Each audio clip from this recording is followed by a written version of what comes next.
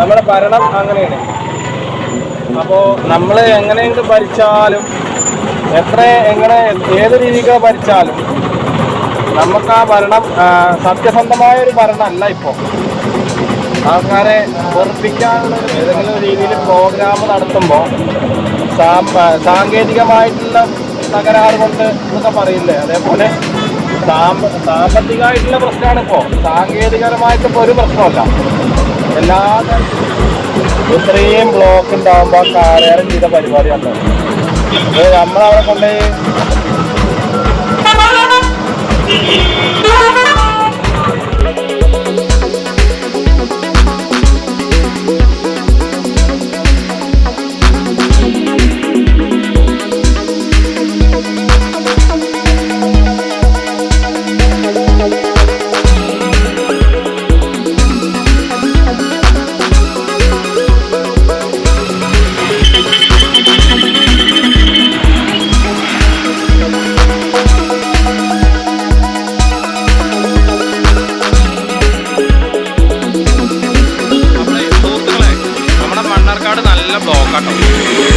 അപ്പോൾ ഞാൻ ഫുട്പാത്തിലൂടെ ഇങ്ങനെ നടന്നു പോവാം. ചില ആൾക്കാർ റോഡിൻ്റെ സൈഡിൽ കൂടെ നടന്നു പോവുകയാണ്.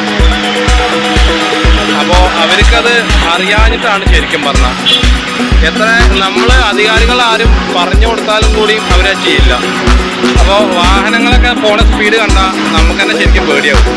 അപ്പോൾ നമുക്ക് ഏറ്റവും കൂടുതൽ സേഫ്റ്റി ആയിട്ട് പോകേണ്ടത് എവിടെ അറിയുന്നത് ഈ ഫുട്പാത്തിലൂടെയാണ് നമ്മൾ നടക്കേണ്ടത്. അപ്പോൾ നമുക്ക് നഗരത്തിൻ്റെ കാഴ്ചകളും വാഹനം പോകുന്ന കാഴ്ചകളും എല്ലാതും നമുക്ക് കാണാം, നമുക്ക് കണ്ട് ആസ്വദിച്ച് നടക്കാം. പിന്നെ പ്രത്യേകിച്ച് എടുത്തു പറയേണ്ട ആവശ്യമൊന്നുമില്ലല്ലോ. അപ്പോൾ നിങ്ങൾ ഫുട്പാത്തിലൂടെ നടക്കണം കാര്യമായിട്ട്. കാരണം എന്താ വെച്ച് കഴിഞ്ഞാൽ അതാണ് നിങ്ങൾക്ക് ഏറ്റവും സേഫ്റ്റി ആയിട്ടുള്ള കാര്യം.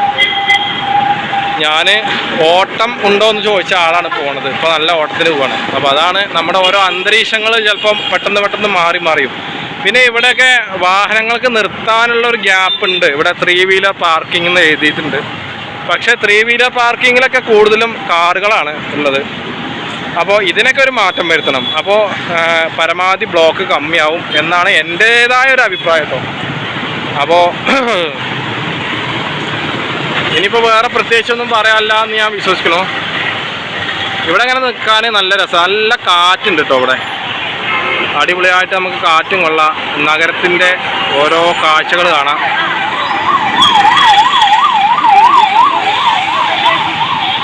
ഇതൊക്കെ ഇവിടെ പതിവായിട്ടുള്ള കാഴ്ചയാണ്, ആംബുലൻസ് പോണതും ആംബുലൻസ് വരുന്നതും. പക്ഷേ ഈ ആംബുലൻസ് വരുന്നതും പോണതൊക്കെ നിങ്ങൾ എന്തായാലും ഒരു അറ്റൻഷനായിട്ട് ഡ്രൈവ് ചെയ്യണം എന്നാണ് ഞാൻ പറഞ്ഞത്. കാരണം എന്താ വെച്ച് കഴിഞ്ഞാൽ നമുക്ക് ഡ്രൈവിങ്ങിൽ ഏറ്റവും സെക്യൂറായിട്ടുള്ള കാര്യം അറ്റൻഷനാണ്, ഡ്രൈവിംഗ് സേഫ്റ്റി എന്ന് പറയുന്നത്. അപ്പോൾ നിങ്ങൾ പറയണം, മനസ്സിലാക്കണം, ഒക്കെ മനസ്സിലാക്കണം. അപ്പോൾ മാത്രമേ നിങ്ങൾക്ക് എല്ലാം കൊണ്ട് മനസ്സിലാക്കാൻ കഴിയൂ.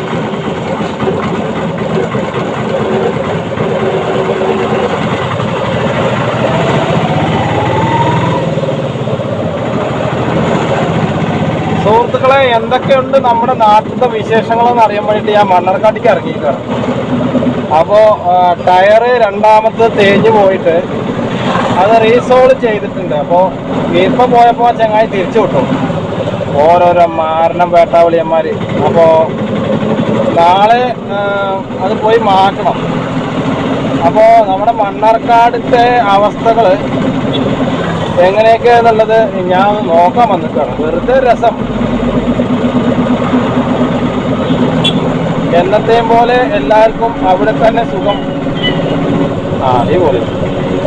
അപ്പോൾ നിങ്ങൾ അട്ടപ്പാടി പോയതും മാലിന്യത്തിൻ്റെ കാര്യവും, അട്ടപ്പാടി ഭയങ്കര സുന്ദരമാണ്. അതേപോലെ തന്നെ MP രാജേഷ് പാലക്കാട് മാലിന്യമുക്തമാക്കുക എന്നുള്ള ക്യാമ്പയിനും കാര്യങ്ങളൊക്കെ ആയിട്ട് കുറേ ആൾക്കാർ പങ്കെടുത്തിട്ടുണ്ട്.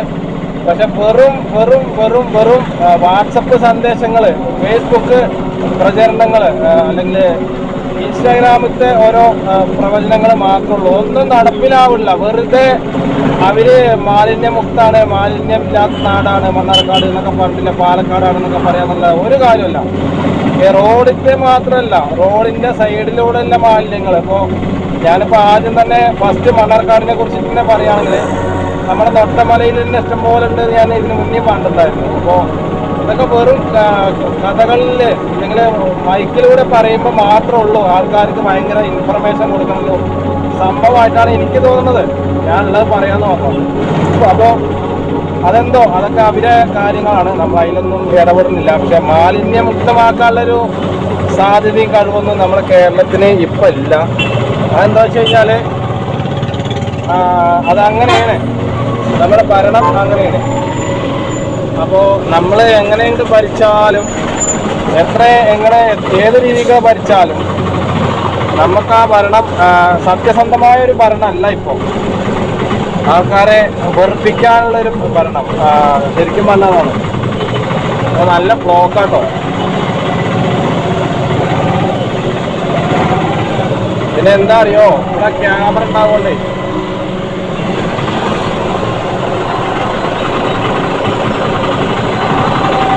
അത് മെല്ലെ കേസിലായിട്ടില്ല. എന്താ അറിയോ,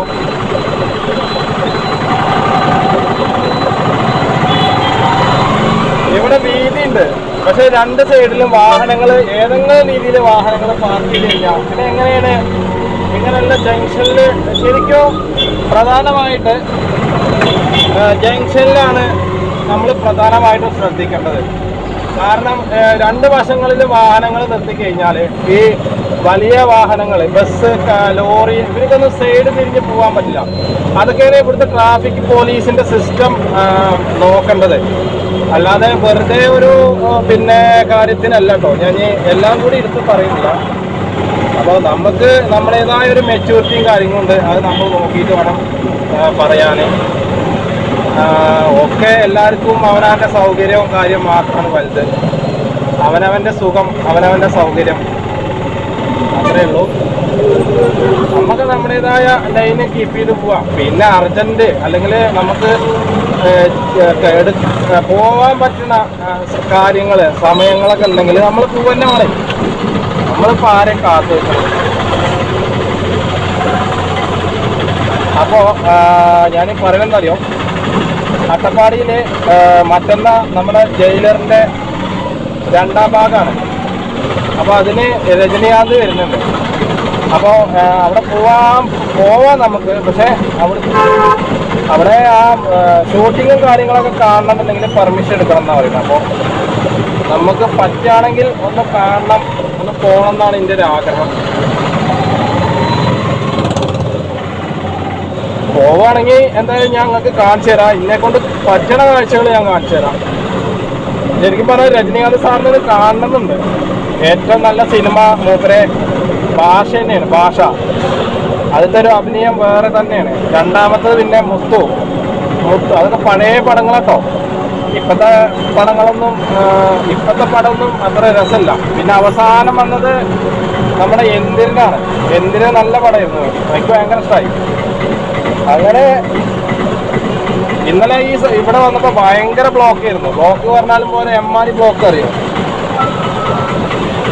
കാറേരിക്കൊന്നും കറക്റ്റ് സൈഡിൻ്റെ കാര്യങ്ങൾ അറിയില്ല. പിന്നെ വേറെന്തുണ്ട്, ഈ സീബ്ര ലൈനിൽ പോകേണ്ട ആളുകൾ ഇവര് സ്പീഡ് ബ്രേക്കറിൻ്റെ അവിടെ എത്തിയാലാണ് പോകണം. അപ്പോൾ എന്താ വെച്ച് കഴിഞ്ഞാൽ എതിർ ദിശയിൽ നിന്ന് വാഹനങ്ങൾ ഇങ്ങോട്ട് കയറി വരുമ്പോൾ അവരത് പെട്ടെന്ന് കാണാൻ കഴിയില്ല. അപ്പോൾ അങ്ങനെ 2-3 പ്രാവശ്യം ഇവിടെ അപകടം ഉണ്ടായിട്ടുണ്ട്.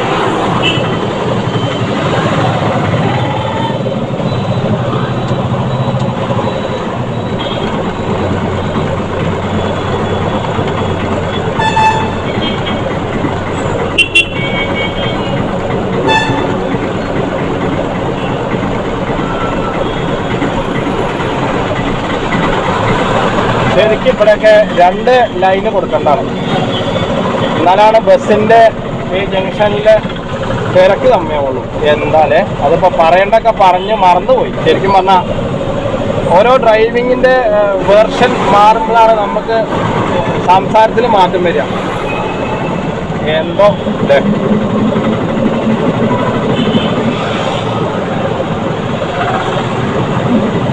അപ്പോൾ നമ്മൾ നാളെ നേരെ അട്ടപ്പാടിക്കാട്ടോ. ഇനി എന്തായാലും അതിന് മാറ്റമല്ല. ചിലപ്പോൾ എന്താ പറയുക, സാഹചര്യങ്ങളാൽ കൊണ്ട് ചില പ്രശ്നങ്ങൾ നേരിടേണ്ടി വന്നാൽ എന്തെങ്കിലും ഏതെങ്കിലും രീതിയിൽ പ്രോഗ്രാം നടത്തുമ്പോൾ സാങ്കേതികമായിട്ടുള്ള തകരാറ് കൊണ്ട് എന്നൊക്കെ പറയില്ലേ, അതേപോലെ സാമ്പത്തികമായിട്ടുള്ള പ്രശ്നമാണ് ഇപ്പോൾ. സാങ്കേതികപരമായിട്ട് ഇപ്പോൾ ഒരു പ്രശ്നമല്ല, എല്ലാ തരത്തിലും സാമ്പത്തികമായിട്ടാണ്. അപ്പോൾ സാമ്പത്തികപരമായിട്ടുള്ള പ്രശ്നങ്ങളാൽ ചിലപ്പോൾ എന്തായാലും നമുക്ക് പോകാതിരിക്കാൻ പറ്റില്ല, കടം വാങ്ങിയിട്ടെങ്കിലും പോകണം.